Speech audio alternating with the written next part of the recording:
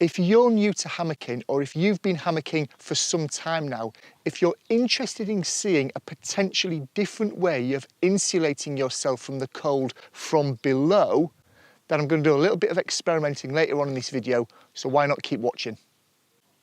If you're a regular viewer of my channel, you'll know that for about a year or so now, I've been experimenting with hammocking when out in the woods.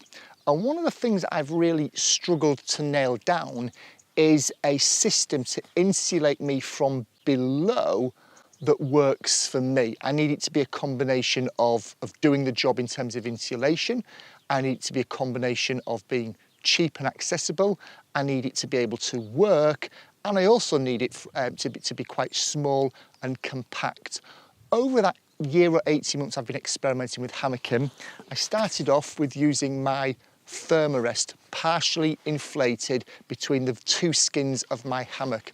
Worked well from an insulation perspective, worked well from a compact size perspective, but it slipped and it slid around all over the place, meaning most of the night I was actually struggling and fighting with it to try and get it underneath my body. So it kind of ticked 2 out of the 3 boxes, but it didn't work from an ergonomic perspective. I then moved up in the world, up in terms of bulk as well, and actually got an underquilt. It certainly did its job in terms of keeping me warm. It stayed in place. It was relatively cheap, but as you can see from a size and bulk perspective, it's really quite hefty and quite heavy as well in comparison to the thermarest. I kind of thought that was my lot really, and that I'd have to settle for one of those 2 options whenever I went hammocking again. However, I've been doing a little bit of reading recently, and I'm going to try tonight with a 3rd option. Now, in just a few minutes time, I'm going to pack my camera gear up. I'm going to head out into an estate just behind the camera now. I'm going to spend a night out in the woods with some friends in advance of a course that I'm assisting them with tomorrow. So next time you see me, I'm going to be away from that overnighter, and I'm going to have a story to tell about how this 3rd piece of insulation worked for me. Did it work from a cold perspective? Does it work from a compact perspective? Does it work from an ergonomic perspective? Keep watching and you'll find out. And here, by the magic of the video editing, I am a couple of days later. So, how did I get on with this new approach to me insulating myself from below whilst hammocking? Before I share with you what I used, how I used it, why I used it, what the effect was, I want to offer this caveat. It's incredibly hot here in the UK at the moment. It is ranging between sort of 30 and mid 30 degrees most days in my area of the UK. And it's very, very warm at night as well. And I think that's an important thing to consider, because I'm not 100% certain whether this approach that I took was impacted at all by the ambient air temperature that it was happening at night anyway. I'm sure it would have been impacted. I'm sure I was warmer at night because of the air temperature than if I was doing this test in September, October, November, December, January, February. But I'm not 100% what the difference would be. So let me share with you what my findings were from that one night that I did in early August 2020, when it was admittedly very, very warm anyway. Let's take a look at what I actually used. Here was my under insulation of choice for that evening. It is a fairly small, compact, space type survival blanket. It's more than the tin foil type blankets that you often see people carrying or wearing at the end of marathons. It's more than that. It's orange on one side. Looked a bit rude, didn't it? How does my mind work? It's orange on one side, silver foil on the other. Around the edges of this, I'm pretty sure there are some grommets or some areas for attaching cordage, etc., if you want or needed to.